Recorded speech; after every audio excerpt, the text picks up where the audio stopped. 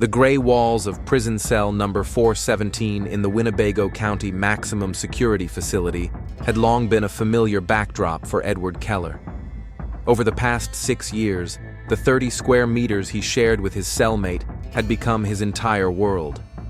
At 58, Edward remained in good physical shape. The financial fraud that landed him behind bars did not make him dangerous in the eyes of other criminals, but something in his cold gaze made even the most notorious criminals give way to him in the dining hall. 20 miles from the prison walls in downtown Rockford, the Chimera Club was preparing for its evening opening. Jessica Keller was touching up her makeup in front of a large mirror in the dressing room, critically examining her reflection. 2 years of hormone therapy had significantly changed her appearance. Her features had softened, her skin had become more delicate, and her body had taken on more feminine contours. Long dark hair framed her face, which was distinguished by hazel eyes, the only feature that reminded her of the past. "It's a full house today, sweetie. It's Friday," said Eleanor Perez as she entered the dressing room. The owner of Chimera always carried herself with elegant confidence. At 45, she retained her attractive appearance and sharp mind, which had allowed her to build a successful business in a less affluent part of town. "Ready to shine?" Jessica smiled. "As always, Ellie." The Chimera Club occupied a special place on the Rockford nightlife map. Eleanor positioned it as a high-class establishment where dancers of various gender identities worked. Despite the conservative attitudes of many city residents, the club had a stable clientele, attracting visitors from neighboring cities and even Chicago. "I've got 3 private dance requests from your admirer," Eleanor remarked, looking through the list of reservations on her tablet. "Mr. Forrester is back in town." "He's harmless," Jessica replied, putting the finishing touches on her makeup. "And he pays well." Eleanor sat down on the edge of the dressing table, staring intently at Jessica. "How's your mother? You said she was sick." "She's better now. It was just a seasonal cold." Jessica put down her makeup brush. "She wants me to come over for dinner on Sunday. She says she misses me." "You're lucky to have her." Eleanor squeezed Jessica's shoulder. "Not everyone has such understanding parents." Jessica nodded. After she decided to transition 2 years ago, her mother was the only person in her family who supported her. Her brother stopped answering her calls, and her father had been in prison for 6 years and knew nothing about her new life. Martha Keller was organizing her medications in her small bathroom. At 54, she looked older than her age. Years of stress related to financial problems after her husband's arrest and subsequent divorce had left deep marks on her face. She worked as an administrator at a local clinic, and her modest income was barely enough to pay the rent on a small 2-room apartment in the eastern part of Rockford. The phone on the bedside table showed an unread message from Jessica. "I'll be there on Sunday around 6. Anything you want me to bring?" Martha smiled as she looked at the photo in the frame next to the phone. It showed Jessica a year after she began her transgender transition, happy, finally finding herself. The decision-making process was not easy for Martha. At first, there was shock, denial, long conversations with a psychologist, and consultations with specialists. But seeing how her child was changing, finding inner peace and confidence, she couldn't help but support this choice. Something inside told her that Jessica had always been her daughter. It just took time to realize it. Lately, Martha had been tormented by one question. Should she tell Edward about the changes in their child's life? During his 6 years in prison, her ex-husband had shown no interest in their son. The last letter from him had come 3 years ago, a dry message that he had filed all the necessary documents for the final dissolution of the marriage. Martha had not been in contact with Edward, but she felt a strange responsibility to let him know the truth. After much thought, she wrote a letter, carefully choosing her words, trying to explain the situation as delicately as possible. She understood her ex-husband's conservative views and religiosity, but hoped that he would be able to, if not accept, then at least understand their child's choice. The letter was sent 3 days ago. Visiting day at the correctional facility always filled Edward with mixed feelings. Unlike most inmates, he did not expect visitors. No one had come to see him in recent years. But he was still interested in receiving mail. Occasionally, former business partners wrote to him, and sometimes acquaintances from church. Keller, mail. The guard handed him an envelope through the bars. Edward immediately recognized Martha's handwriting. This surprised him. In the years since their divorce, they had communicated only through lawyers. What could have prompted her to write now? Sitting on the edge of his bunk, he carefully opened the envelope. The letter was long, several pages written in his ex-wife's small handwriting. The first few lines were ordinary, brief news about her life, work, and health. But then, our child has gone through significant changes in life. Jamie is now Jessica, transgender, undergoing hormone therapy, working as a dancer in a club, happy for the first time in many years. Edward reread these lines several times, as if he couldn't believe his own eyes. The room around him seemed to sway. He felt the blood rush to his face. His hands begin to tremble as they clutched the thin sheets of paper. "Are you okay, Ed?" Vincent asked, noticing the change in his cellmate's behavior. Edward didn't answer. He continued reading, eagerly absorbing every word, every detail about his new life. No, he couldn't even say it in his mind.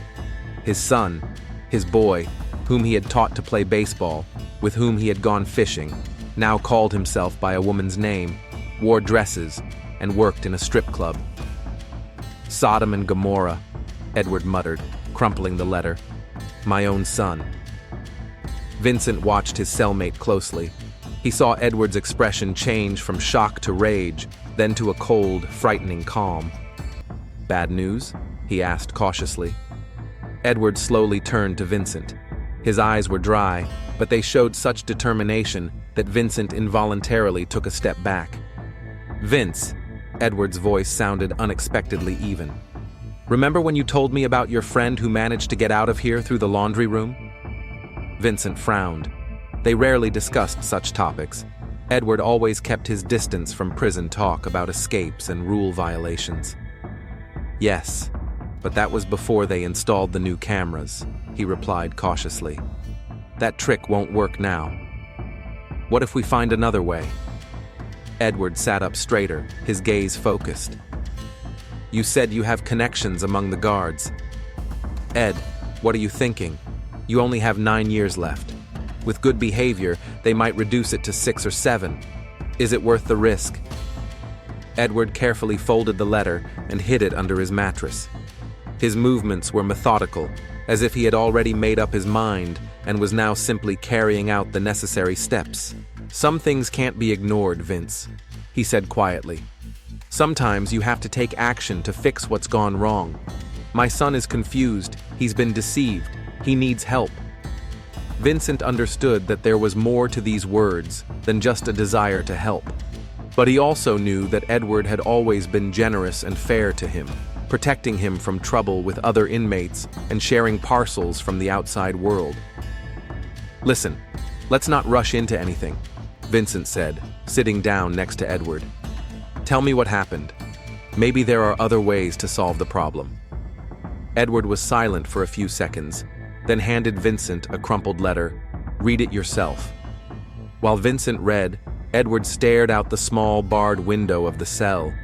His thoughts were already far beyond the prison walls, in Rockford, where his son lived in sin, denying his nature, his essence, everything he had been taught since childhood. Edward felt he had to do something. He had to save his child before it was too late. I need to get out of here, he said firmly, and you're going to help me. 2 weeks after receiving the letter, cell number 417 had become an escape planning headquarters. Late at night, when most of the prisoners were asleep, Edward and Vincent pored over homemade diagrams of the prison, drawn from memory. The main problem is the outer perimeter, Vincent whispered, pointing to a line he had drawn. 4 towers, searchlights, thermal imaging cameras. Even if we get out of the block, they'll spot us right away. Edward slowly traced his finger along the diagram, from their cell to the boiler room. What about supplies? You said there's a guy among the drivers. Vincent glanced nervously at the cell door. Mike. He delivers laundry supplies twice a week, but he won't risk his career for nothing. How much? Edward looked his cellmate straight in the eye. 10,000. Each, Vincent exhaled. 5 for him, 5 for me. For that kind of money, he'll agree to hide us in the car. But do you have that much? Edward smirked. The feds didn't find everything I earned. There's an account in the Cayman Islands that my old partner has access to. He owes me a favor. Within a week, the plan was finalized in detail. Vincent contacted a guard who, for a fee, agreed to turn a blind eye to their absence during the evening roll call, giving them almost 4 hours before they would be discovered. Mike, the laundry van driver, was to hide them among the bags of dirty laundry and drive them out of the prison grounds. Next, they would go to an abandoned warehouse in the Rockford Industrial Zone, where a car arranged by Edward's former business partner would be waiting for them. "What are you going to do with your son?" Vincent asked one day as they sat in the dining room. Edward put down his fork and stared at his plate for a long time. "I have to bring him back to a normal life. It's all the influence of the modern world, the internet, other twisted people like him. Jamie was always a good boy. But he's a grown man now, Ed. How old is he? 26. It's his choice. There is no such choice. To be what God did not create you to be." Edward's voice hardened. "I believe it's not too late to fix everything." Something in Edward's tone bothered Vincent, but he decided not to pursue the matter. After all, the escape plan was his chance for freedom. What Edward did after that was his own business. The Chimera Club was buzzing with music and the voices of the Friday night crowd. Jessica was finishing her performance on the main stage, a sensual dance to a slow song that drew thunderous applause. In the spotlight, she felt real, whole, accepted for who she was. Back in her dressing room, Jessica wiped the sweat from her face. 2 years ago, she had crossed the threshold of Chimera for the first time, uncertain, just beginning her transition, looking for work. Eleanor gave her a chance when many doors were closed. Brilliant performance. Eleanor appeared in the doorway, holding a glass of champagne. "Mr. Forrester asked for you. He booked the VIP room again." Jessica smiled as she accepted the glass. "You know, sometimes I think he's not so much in love with me as with the idea of me. A transgender dancer is an exotic addition to his collection of experiences." "Perhaps." Eleanor sat down next to her. "But he respects boundaries and pays well. That's rare in our business." They drank to a successful evening. Jessica cherished these moments, brief respites before the next performance, when she and Eleanor could talk as friends rather than employee and boss. "Ellie, can I ask you a personal question?" Jessica set her glass down. "You've never told me why you support people like me. Most club owners wouldn't take the risk." Eleanor looked thoughtfully at her reflection in the mirror. "I had a younger sister, Maria. She was born in a boy's body, but she always knew who she really was. It wasn't easy in our conservative Mexican family. My parents sent her to a religious camp to be corrected. She couldn't take it and killed herself at 17. Jessica squeezed Eleanor's hand. "I'm so sorry. I vowed to protect people like her." Eleanor brushed away an invisible tear. "I will create a place where people can be themselves. Chimera is more than just a club to me." Their conversation was interrupted by a knock at the door. It was time to prepare for the next performance. Jessica felt a special connection with Eleanor. They both knew what it meant to be an outsider, to fight for the right to be themselves. Detective Alex Sanders was reviewing reports of a series of robberies in the northern part of Rockford. At 38, he had been working in the homicide department for 10 years, earning a reputation as a methodical and tenacious investigator. "Coffee?" His partner, Diana Rodriguez, placed a cup on the table. "You look tired." "Third day with no leads." Alex rubbed his nose. "No surveillance cameras caught the car, no witnesses, no fingerprints. Professional work. Maybe we should check recently released prisoners?" The modus operandi is similar to Morales' gang. Alex shook his head. Morales is still in prison, but it's a good idea. Request a list of everyone released from Winnebago and neighboring counties in the last 3 months. The phone on the table rang.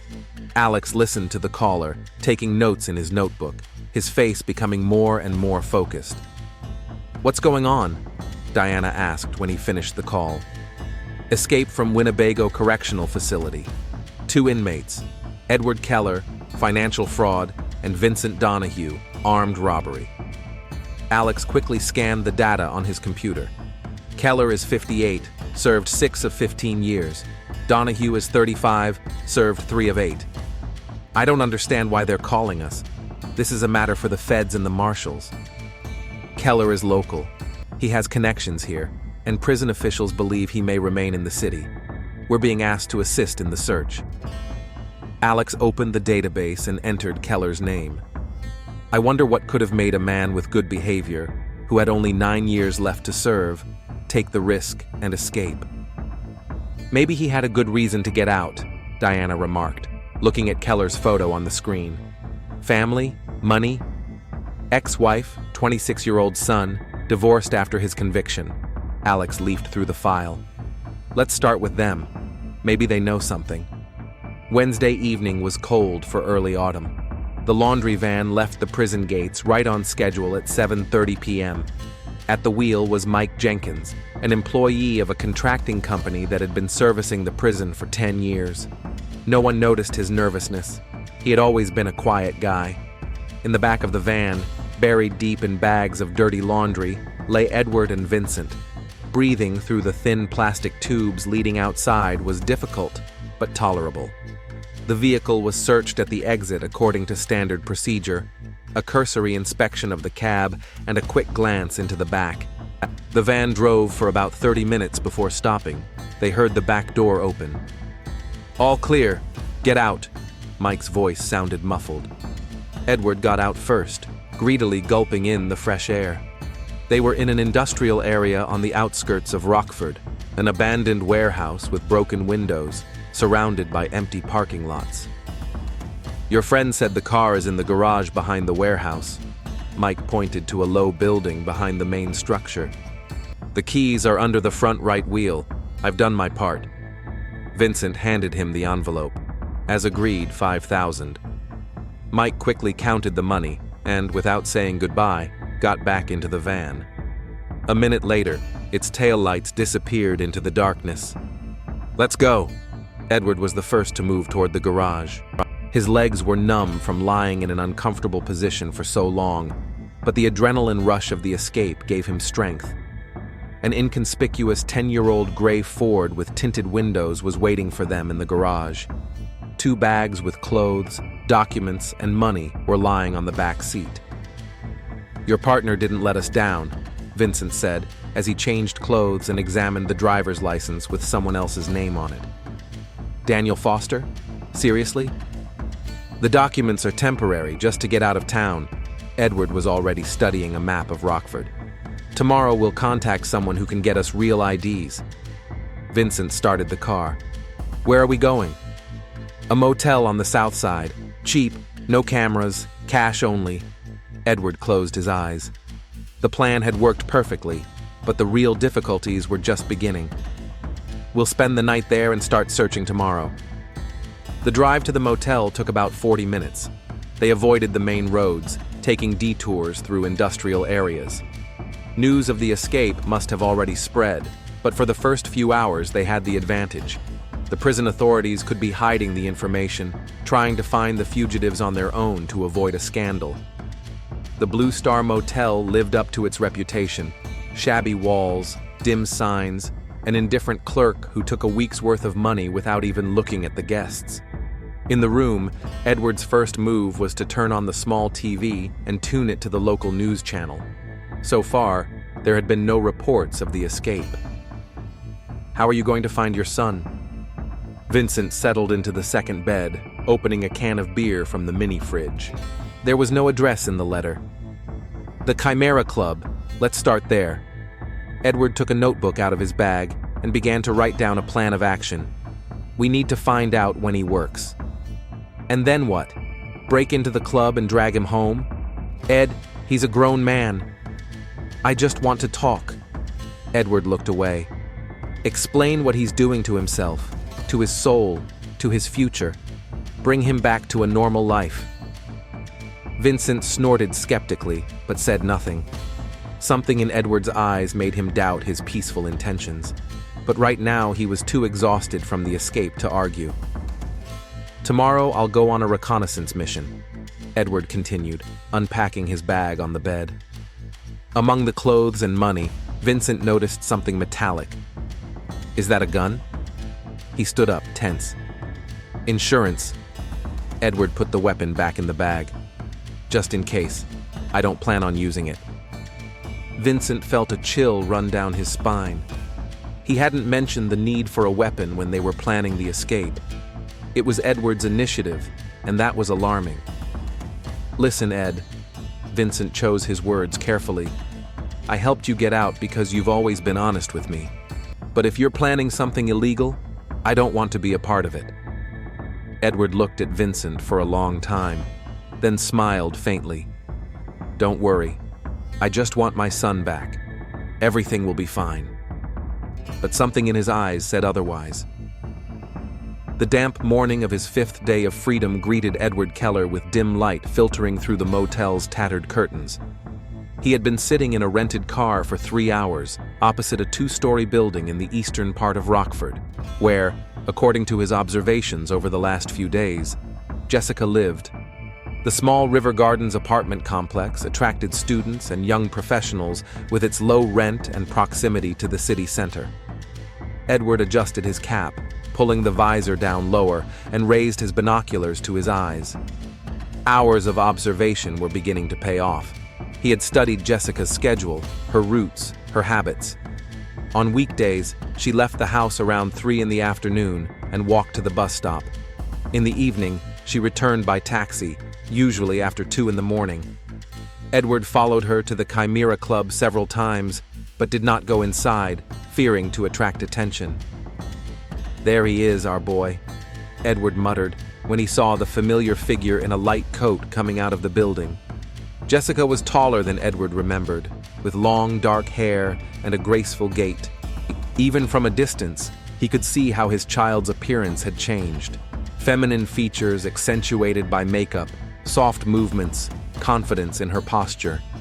This sight always evoked a mixture of anger and incomprehensible melancholy in him. Today, he decided to follow her entire route. When Jessica got on the bus, Edward followed it in his car, keeping his distance. 20 minutes later, she got off at a shopping center in downtown. This deviation from her usual route caught Edward's attention. He left his car in the nearest parking lot and continued his surveillance. Jessica spent about an hour in the mall. Going into clothing stores, Edward kept his distance, moving between shop windows and racks of merchandise, trying not to give himself away. In one of the boutiques, she spent a long time choosing a dress, trying on several options. Watching his child happily admiring herself in the mirror in a tight-fitting red dress, Edward felt his hands tremble. He had to go outside to calm down. "What have they done to you, Jamie?" he whispered, leaning against the wall of a building. "How have they poisoned your mind?" After a while, Jessica left the store with her purchases and headed for the exit of the shopping center. Edward continued to follow her, keeping a safe distance. Instead of taking the bus, she took a taxi to the Chimera Club. It was early afternoon, and the club was not yet open to the public. Edward parked in an alley with a good view of the service entrance. He saw Jessica go inside, followed later by other employees. Gradually, a plan formed in his head. He knew Jessica's daily routine, knew when she was most vulnerable, late at night, on her way home. But first, he needed to talk to her alone, convince her to return to her real life. And if talking didn't help, Edward's hand involuntarily touched the inside pocket of his jacket where the gun was. Detective Alex Sanders carefully studied the escape case files spread out on the table. 5 days of searching had yielded no results. The fugitives seemed to have vanished into thin air, The only witness was Mike Jenkins, the driver of the laundry van, who confessed under pressure that he had helped the prisoners leave the prison grounds in exchange for a reward, but he did not know their further route. "What do we have on Keller?" Alex asked his partner Diane, who was looking through files on the computer. "Ex-wife of Martha, lives alone in an apartment on Oak Street," Diana replied, without looking up from the screen. "Works as an administrator at St. Joseph's Medical Center. Son, or rather daughter, Jessica, 26 years old. Underwent gender reassignment surgery 2 years ago. She works at the Chimera nightclub, which specializes in shows featuring transgender artists." Alex tapped his pen thoughtfully on the table. "Interesting. Keller was known to be extremely conservative according to his prison records. And here we have this situation in his family. Do you think it could be related to the escape?" Diana looked up from the monitor. "Quite possibly people with radical views often act rashly when it comes to their families." Alex put down his pen. "We need to talk to Martha Keller and check out that club." An hour later, they were ringing the doorbell of Martha Keller's modest apartment. The door was opened by a middle-aged woman with tired eyes and a wary expression. "Mrs. Keller, Detectives Sanders and Rodriguez, Rockford Police Department." Alex showed his badge. "Can we talk to you about your ex-husband?"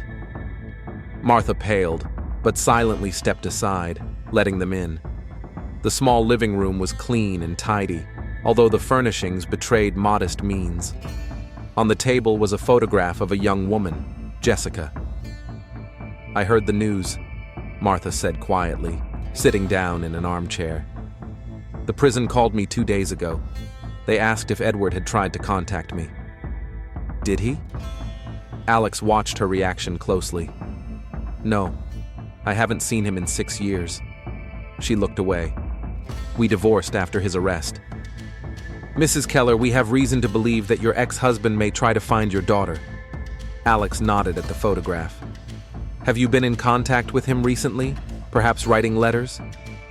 Martha visibly flinched. "Yes, I have.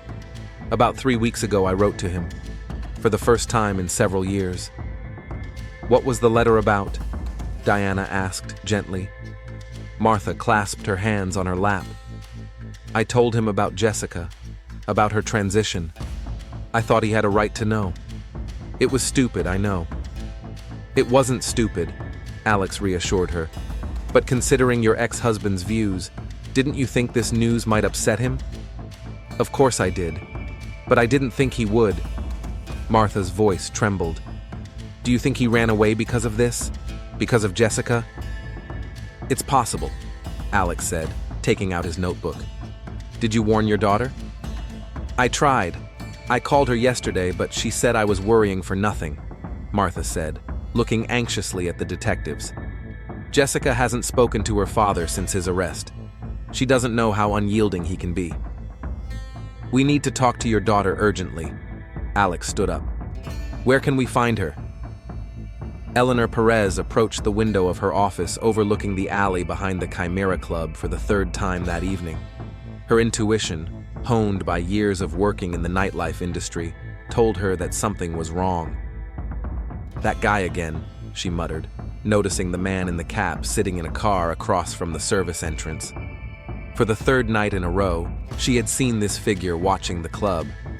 Patrons often waited in their cars, but not for hours, and not in the service parking lot.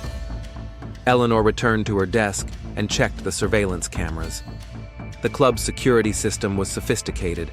Several years ago, radical activists had threatened to set fire to the establishment, and since then, Eleanor had taken any suspicious signs seriously.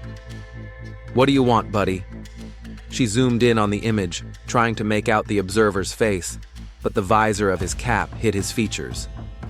Deciding to check the situation herself, Eleanor left her office and went down to the dressing room, where Jessica was getting ready for her performance. "Jess, sweetie, have you noticed anything strange in the last few days? Maybe someone has been paying too much attention to you, following you?" Eleanor asked, sitting down on the edge of the dressing table. Jessica looked up from the mirror, where she was fixing her makeup. "No, why?" Maybe it's nothing serious. Eleanor tried to sound calm. I just noticed a suspicious person near the club. He's been watching the service entrance for several nights in a row. Probably just another curious person. Jessica smiled carefree. You know, some people get excited at the mere thought of seeing a real transgender up close. Maybe. Eleanor wasn't convinced. But still, be careful. Don't walk home alone. Call a taxi right to your door. You sound just like my mom, Jessica laughed. But noticing the serious expression on Eleanor's face, she added, Okay, I'll be careful. Speaking of your mom, Eleanor recalled their conversation that morning. She called the club today, looking for you. She sounded very worried. Jessica sighed. Yes, she's been trying to scare me for 3 days with stories about my father escaping from prison. She says he might be looking for me. But that's ridiculous. He hasn't seen me in 6 years. He doesn't even know what I look like now. Your father escaped from prison? Eleanor sat up straight, her face serious. Jess, this is no joke, especially if he found out about your transition. Mom says she wrote him a letter, Jessica dismissed, though there was a hint of uncertainty in her voice. But that doesn't mean he escaped because of me. He could have had other reasons. It doesn't matter. Eleanor stood up. Starting today, Marco will walk you to the taxi, and I want to know when you get home. Call me, okay? Jessica nodded, feeling her carefree attitude give way to a slight uneasiness. Maybe her mother's fears weren't so unfounded after all. Tension was mounting between Edward and Vincent in the motel room. Vincent was growing increasingly concerned as he watched Edward's obsession with his child take on unhealthy forms. You've been watching her for 5 days now. Vincent sat on the bed, watching Edward lay out his notes on Jessica's movements on the table. When are you going to just talk to her? Everything in its own time, Edward snapped, without looking up from his notes. I have to choose the right moment, when she's alone, when she's ready to listen. Are you sure she'll want to listen to you? You haven't been part of her life for 6 years. Edward turned sharply. Don't refer to him as her. Jamie is my son. Okay, whatever you say. Vincent raised his hands conciliatorily. But don't you think it's time to move on? We need to leave town. The police are probably already questioning your ex-wife, checking all your connections. I'm not going anywhere without Jamie. Edward slammed his fist on the table. I didn't risk my freedom to back down now. Vincent stood up and moved closer, lowering his voice. Ed, I'm starting to think you're planning something more than just a conversation. Why do you need a gun? What are you going to do? Edward stared at Vincent for a long time, his gaze cold and determined. I'm going to save my son's soul, by any means necessary. Ed, you're saying terrible things. Vincent took a step back. Escaping from prison is one thing. Violence is another. I didn't sign up for that. No one is talking about violence. Edward turned away toward the window. The gun is just insurance. Some people only understand the language of force. What people, Ed? Your child? Or those around him? Edward didn't answer, continuing to stare out the window. Vincent felt that the situation was getting out of control. Maybe he should warn someone, but who? He was a fugitive himself, and his word against Edward's was worthless. I'm out of this, Vincent finally said. I'm leaving tomorrow. I advise you to do the same. As you wish. Edward didn't even turn around. But remember, you're an accomplice to the escape. They'll be looking for you just as much as they're looking for me. Vincent shook his head. I'd rather spend another 10 years in prison than be part of what you're planning. Martha Keller was waiting for her daughter at the entrance to her apartment. After talking to the detectives, she couldn't shake her anxiety. She called the club, but Jessica was busy performing. Mom? Jessica got out of the taxi around 2 in the morning, looking surprised. What are you doing here? We need to talk.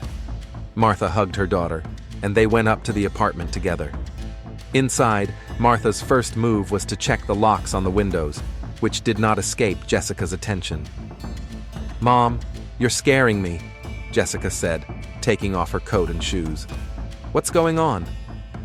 "The detectives came to see me today," Martha said, sitting down on the sofa and gesturing for her daughter to sit next to her. "They're investigating your father's escape. They think he might be looking for you." Jessica sighed. "Mom, we've already discussed this. Even if he is looking for me, what can he do? I'm an adult." "You don't understand, Jess." Martha took her daughter's hands. "Your father has changed a lot over the years. He has become even more radical in his views.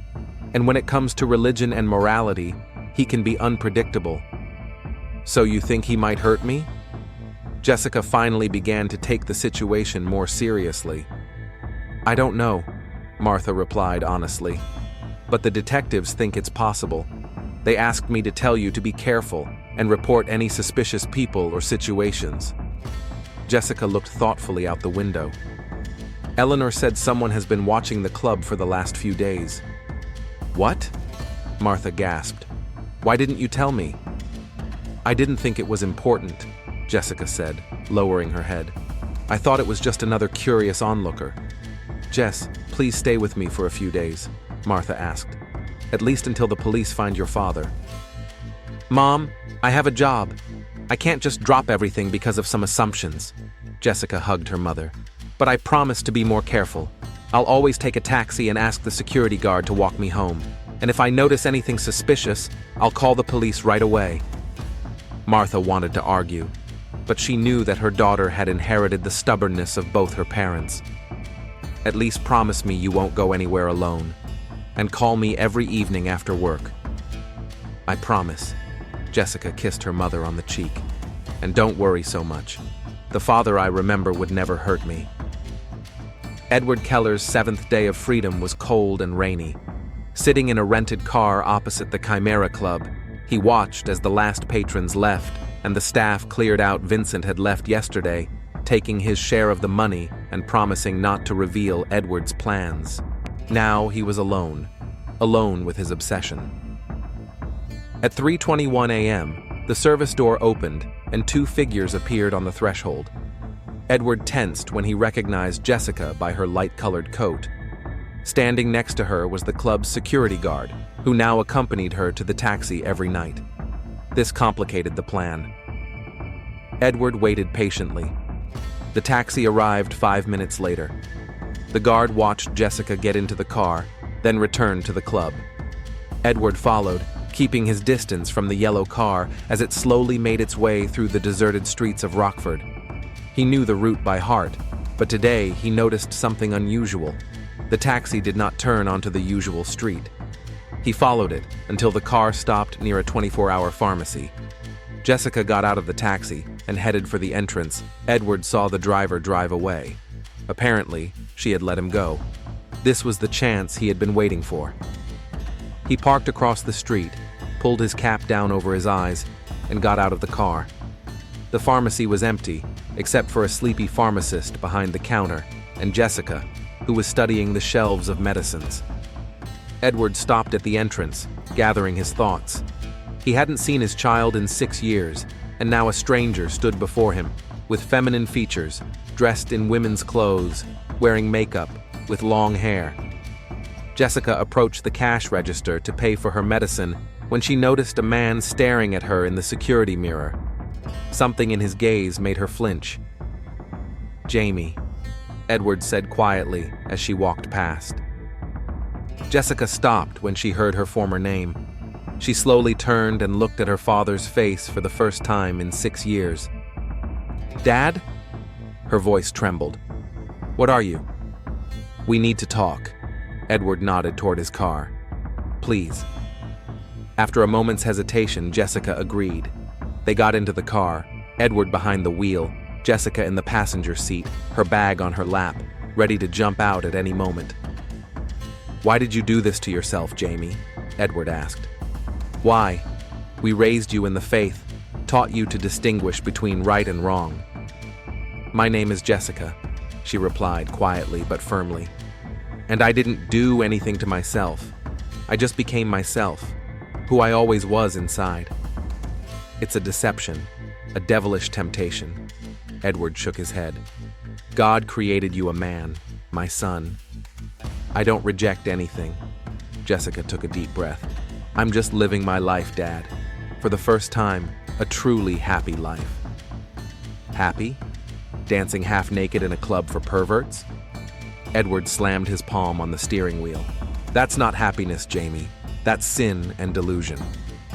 You haven't seen me in 6 years. Jessica tried to get through to her father. You don't know what I've been through, how I suffered trying to live up to your expectations. Lying is what you're doing now. Edward raised his voice. Pretending to be someone you're not.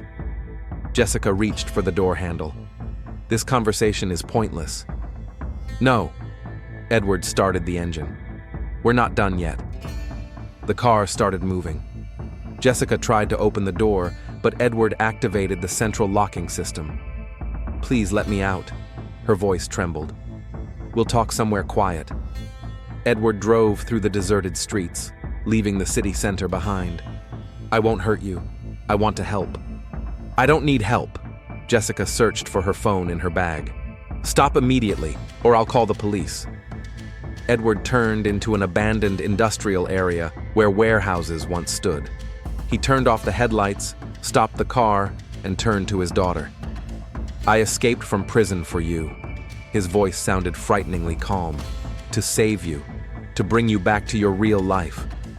This is my real life. Jessica found her phone, and you have no right to interfere with it. Edward saw the phone in her hand and grabbed her wrist sharply. Who are you going to call? Your twisted friends? That woman from the club who encourages your sin? Their argument escalated. Jessica accused her father of abandoning her and her mother and now trying to control her life. Edward insisted that he had always thought about her and prayed for her. This life is not happiness. Edward took a photo out of his inside pocket, an old school picture of Jamie. This is who you really are, my son. Jessica looked at the photo, a shy teenager with short hair and a forced smile. That wasn't me. It was a mask I wore to make you happy. No, Edward clutched the photo. It's the truth. Everything else is a lie, and I'm going to help you see that. He opened the glove compartment and took out a gun. Jessica froze, her eyes widening in horror. What are you doing? She whispered. Dad, put the gun down. We're leaving here, Edward said evenly. I found a place in Montana, a small town, good people. There's a pastor there who helps people like you. He'll bring you back to God. I'm not going anywhere with you. Jessica pressed herself against the door. You have no choice. Edward pointed the gun at his daughter. It's for your own good, Jamie. My name is Jessica, she shouted. Jamie is gone. Understand that once and for all. No! Edward raised his voice too. You are my son. You can't deny that. It's in my nature to be Jessica. She looked her father straight in the eye. And I won't let you or anyone else take that away from me. The rain intensified, drumming on the roof, drops of water running down the windows, blurring the outlines of the abandoned buildings around them. These people have poisoned your mind, Edward said quietly. That woman from the club, your mother, who encouraged this madness. They accepted me. Jessica felt tears welling up in her eyes.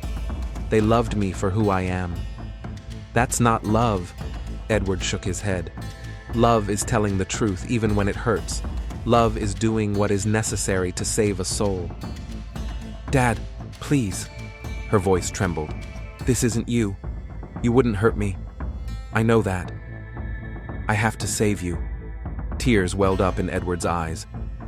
Even if you don't understand. I don't hate you. Jessica slowly reached out her hand. You're my father. I've loved you my whole life, but you have to accept me for who I am. I can't. His hand with the gun trembled. I can't accept sin. Then accept me. She tried to touch his hand. Not my transition, not my life. Just me, your child. For a moment, something changed in Edward's gaze, a glimmer of doubt, but then his face hardened again. No, he said firmly. Jamie or no one. Then no one, Jessica replied quietly, because Jamie is no more. Those were the last words she spoke. Edward, overcome with rage, pain, and despair, pulled the trigger. The shot rang out deafeningly loud in the confined space of the car. Jessica slumped back in her seat, her eyes wide with shock, her hand instinctively reaching for her chest, where a dark stain was quickly spreading. Detective Alex Sanders arrived at the scene at 7:22 a.m. The body had been discovered by a worker who had come to check on the condition of the abandoned warehouses before their planned demolition. "What do we have?" Alex asked, approaching the forensic investigator. "A woman, about 25-30 years old, a single shot to the chest at close range. Death occurred approximately 4 or 5 hours ago," replied the forensic scientist. "The driver fled, leaving the weapon behind." Alex put on gloves and carefully opened the passenger door. One glance at the victim was enough. He recognized Jessica Keller, whom he had spoken to just the day before, warning her about the danger posed by her father. "Damn," he muttered. "We're too late." His partner, Diana Rodriguez, was examining the driver's seat. "Alex, look. There are fingerprints everywhere. And this."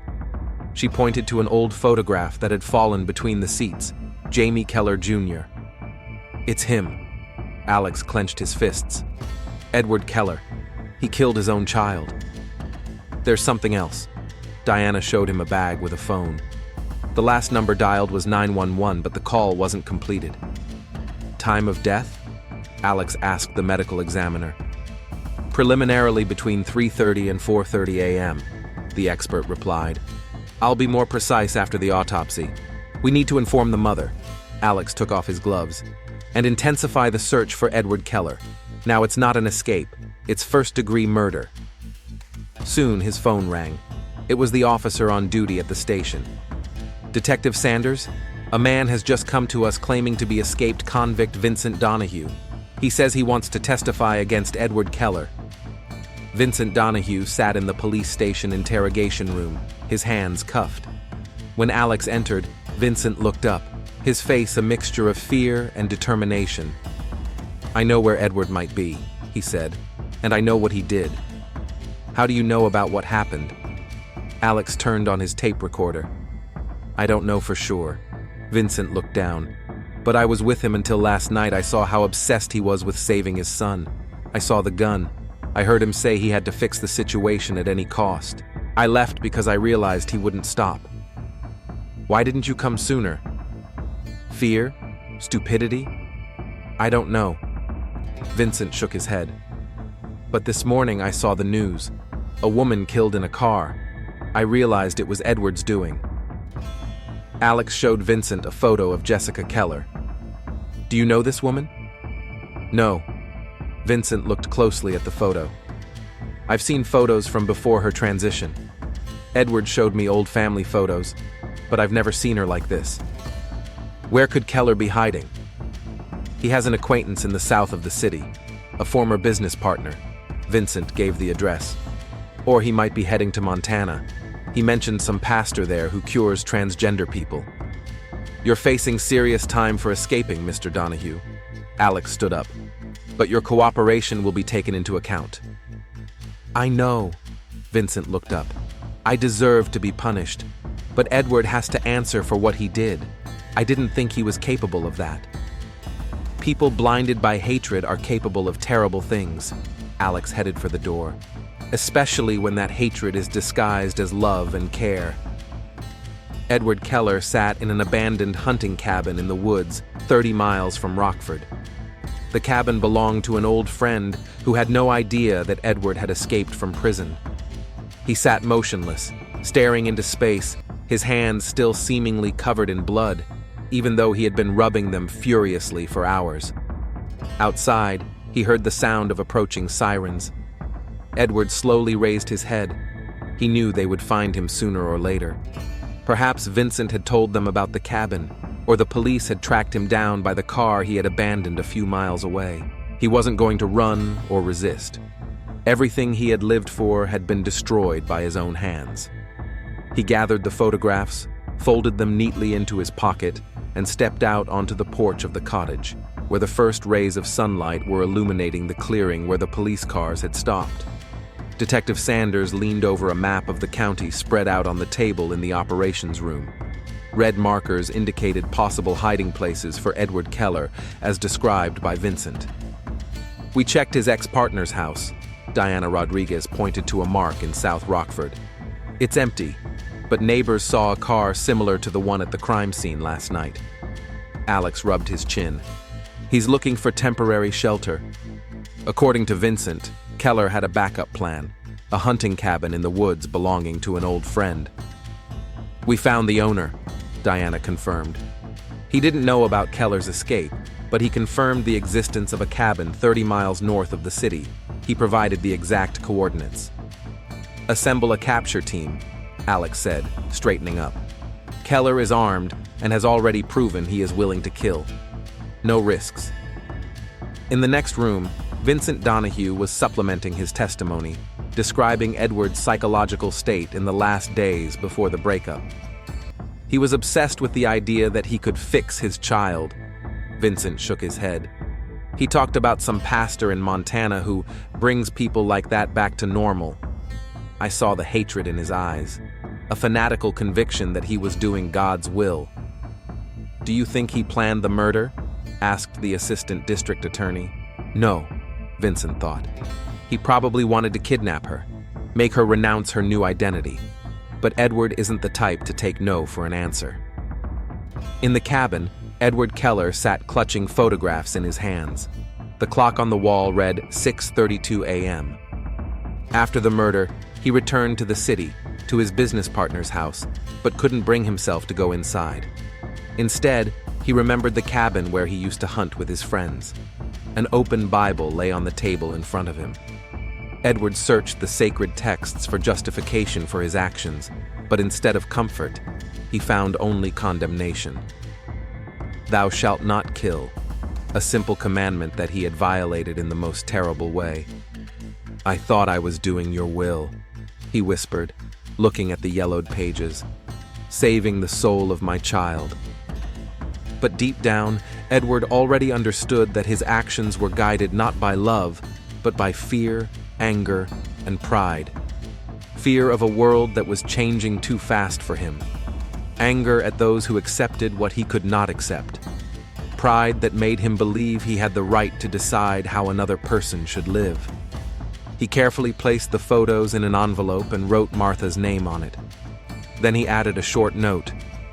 "Forgive me. I loved him in my own way, but it wasn't the kind of love he needed." By 8 in the morning, the operation to arrest Edward Keller was in full swing. 3 police cars and a SWAT van moved along the forest road, maintaining radio silence. Alex Sanders rode in the first car, reviewing Edward's file. "How are we going to proceed?" asked Diana, who was behind the wheel. "Standard procedure," Alex replied. "Cordon off the perimeter, offer to surrender. If that doesn't work, storm the place, but I don't think he'll resist." "Why are you so sure?" "Because he killed the most precious thing he had." Alex closed the folder. "People like Keller live by their principles, even if they're twisted. Now he has nothing to protect, nothing to prove." The cabin appeared in a gap between the trees. It was a small wooden structure with a porch, a typical hunter's retreat. The chimney wasn't smoking, and there were no signs of movement. "I see a car behind the house," reported the officer from the 2nd Patrol. "A gray Ford, matching the description." Alex gave the signal to stop 300 meters from the cabin. The SWAT team took up positions, surrounding the building. Alex picked up the megaphone. "Edward Keller, this is the Rockford Police Department. You are surrounded. Come out with your hands up." Nothing happened for a few seconds. Then the door of the house slowly opened. Edward appeared on the threshold, gaunt, with reddened eyes, but calm. He raised his hands and took a step forward. "Slowly get down from the porch and lie face down on the ground," Alex commanded. Edward obeyed without resistance. 2 officers quickly approached, handcuffed him, and helped him to his feet. As they led him to the police car, Alex met his gaze. "Edward Keller, You are under arrest for the murder of Jessica Keller. You have the right to remain silent." "Jamie," Edward said quietly, interrupting the detective. "His name was Jamie." Alex stared intently at the arrested man. "Her name was Jessica," he said firmly, "and you killed your daughter." Something flinched in Edward's face. For the first time in days, he heard the truth without embellishment, without excuses. He had killed his child. Not for the sake of higher principles or the salvation of his soul, but because of his selfishness and inability to accept another person for who they were. The court sentenced him to life imprisonment without the possibility of parole. In his prison cell, Edward Keller sat on the edge of his bunk, holding a worn Bible in his hands. On the wall opposite hung a photograph of Jessica, the only one he was allowed to keep. He looked at his daughter's face, at her happy smile, at the confidence in her eyes, and finally began to see what he had not been able to see before. His child, free from fear and pretense, who had finally become herself. "Forgive me," Edward whispered, knowing that there could be no forgiveness. But perhaps the realization of his own mistake was his true punishment, more severe than any prison term.